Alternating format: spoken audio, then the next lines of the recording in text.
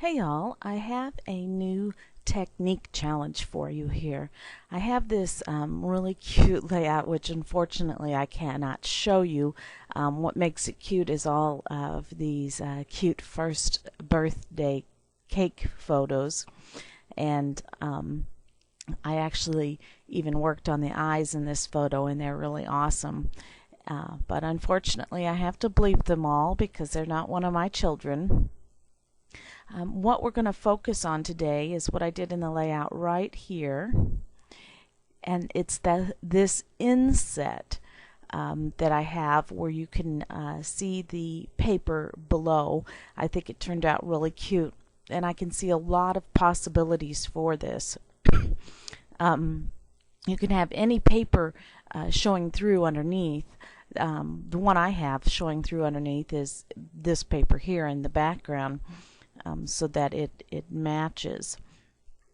But you can put all sorts of things into this little inset, and it's really a simple technique, but it did take me a while to figure out because there's so many different ideas I had that I might want to use to achieve this effect, and I'll show you a few of them.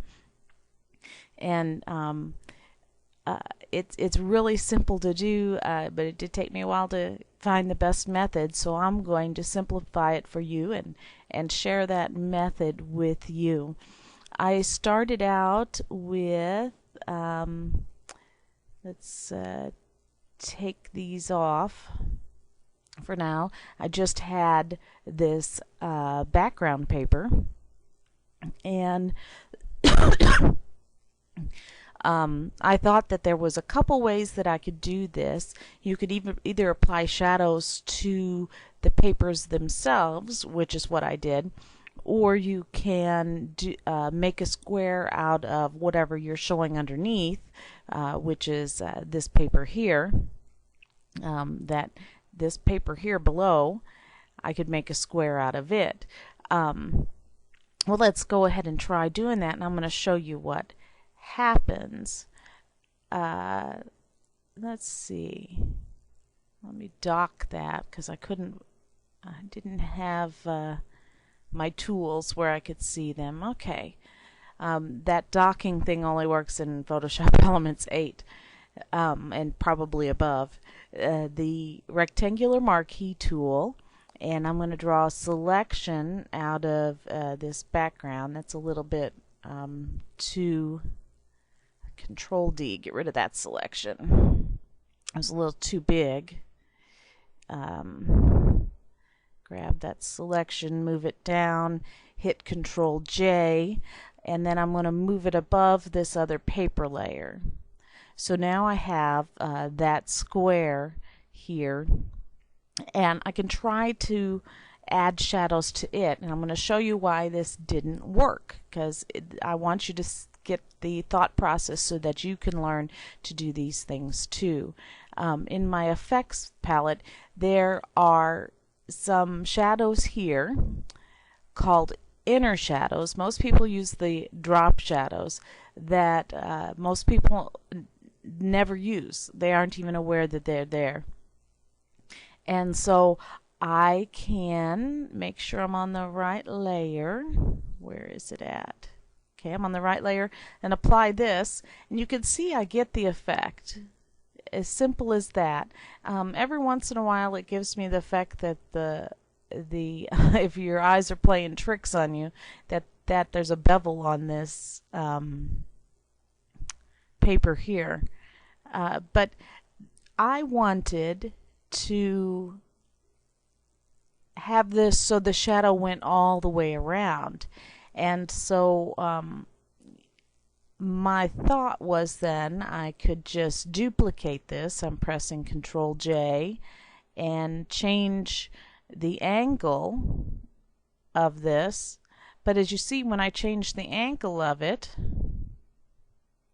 on the one above it, you can't see the shadow below it.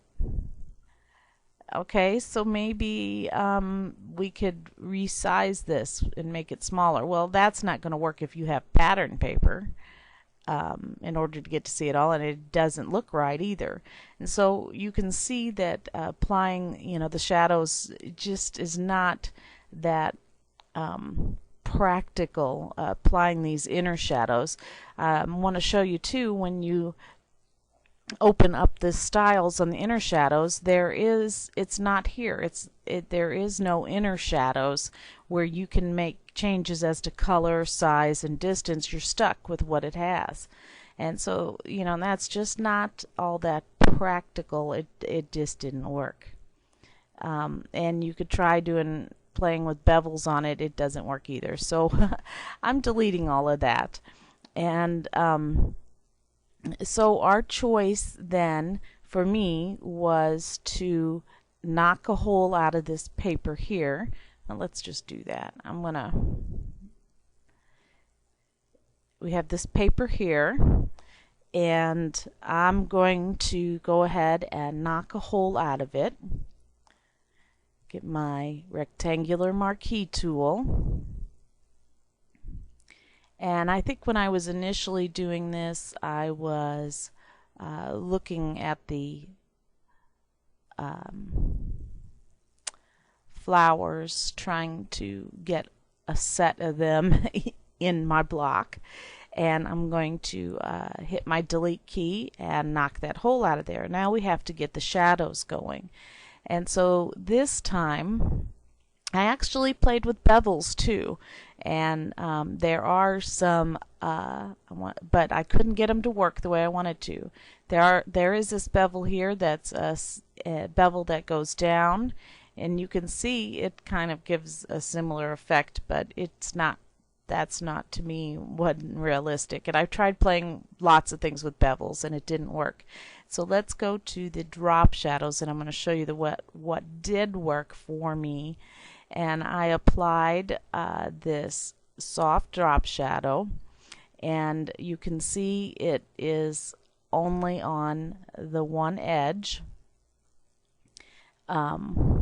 just a normal drop shadow with the black, and I wanted it to go all the way around. This would work, it'd be okay, but still my eyes are playing tricks on me. Sometimes it looks like a bevel, just like that other effect we had when we had the pink square. And so what I did, simple enough, is to hit Control J. Of course, you see, because I have two shadows now on it,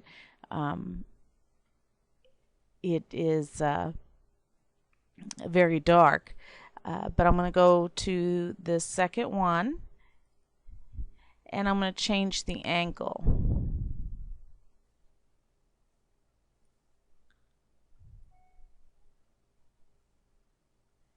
Where does it need to go? It's like watching it go around.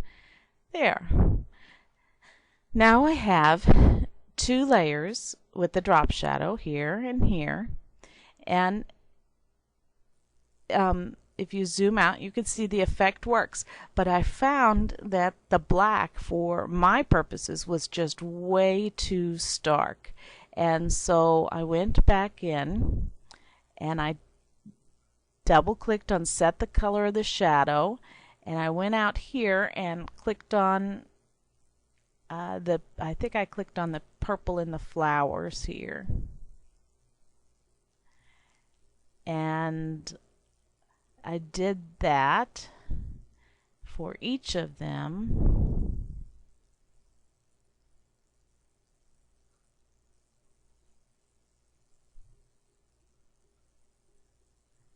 I had to get it dark enough, and you can move this around if you want. If I wanted to, I can highlight this, Control C if I think I got that right, and go back in here and make sure that they're both the same. Control V to paste, and then you can see now that it looks a lot better. It's not quite as realistic as the other one that I had going on.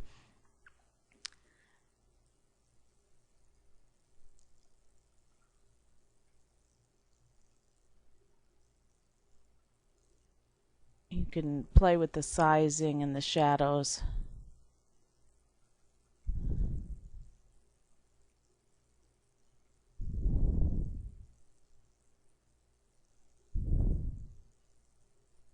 I'm going to go ahead and cancel it for now.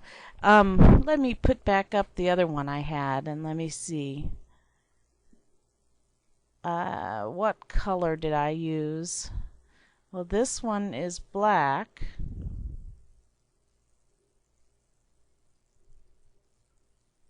And this one is purple. So on and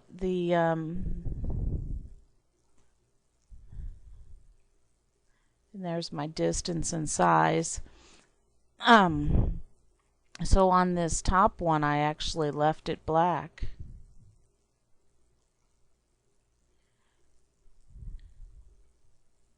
Nope, wasn't that one.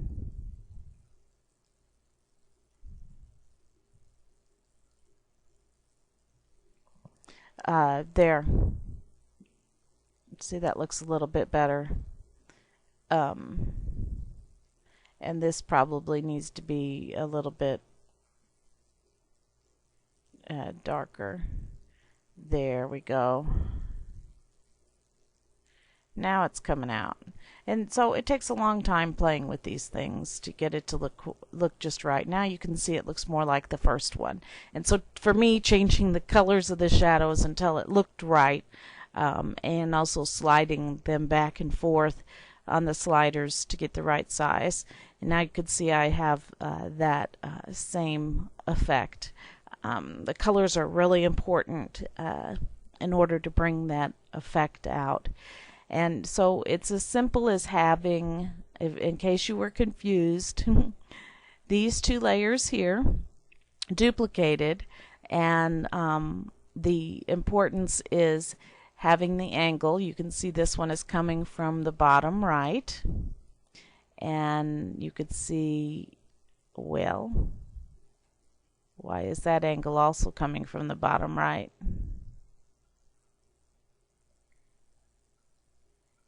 One should be coming from above and one from below. There, now it looks even more realistic. That was my problem before. So that's the main thing, is having the angles on each of them to be opposite of each other. I mean, if I wanted to, I could have this one straight up and down, and this one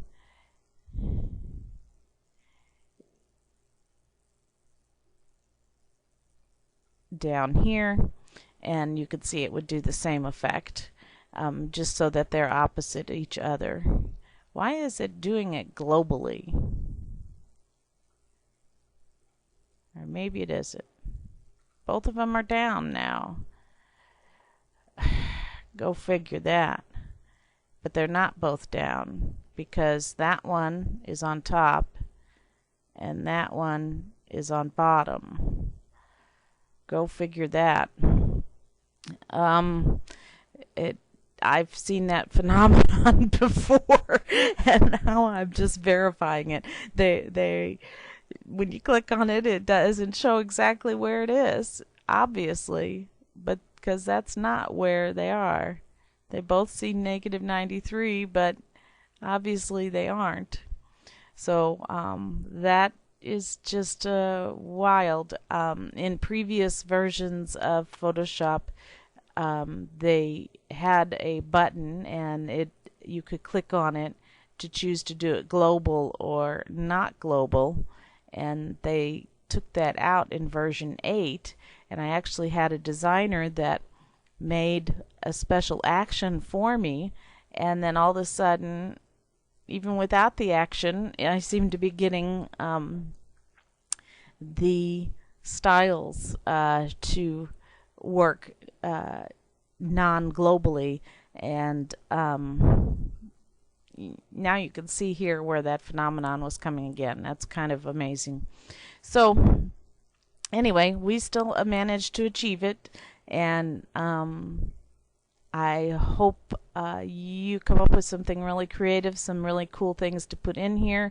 You may even want to try to do something to give it some depth when you put things in there, maybe somehow stacking it so things are leaning over it. I don't know, but you would have to really get your shadows just right if you are going to be doing something like that. So I look forward to seeing what you come up with for this tutorial, and have a lot of fun.